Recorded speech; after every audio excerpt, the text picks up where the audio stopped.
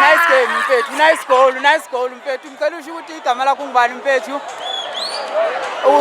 Igama lakho ngubani? Udlala which position? Igama lami ngiyolanda, fana yami ngimantshi, ngihlala ePola Park, ngile ePola Park, nase Cape Town ngihlala khona, ngiyafunda eCape Town esikolweni. Ngidlala right wing. Yeah. So mfethu apha njengoba uhlala lapha ePola Park, uqale nini udlalela amaninja ukuthi ujima nawo or kukhona enye iklabhu oyidlalelayo? Ikhona team yami which is Via Sport kaMpoma Kola.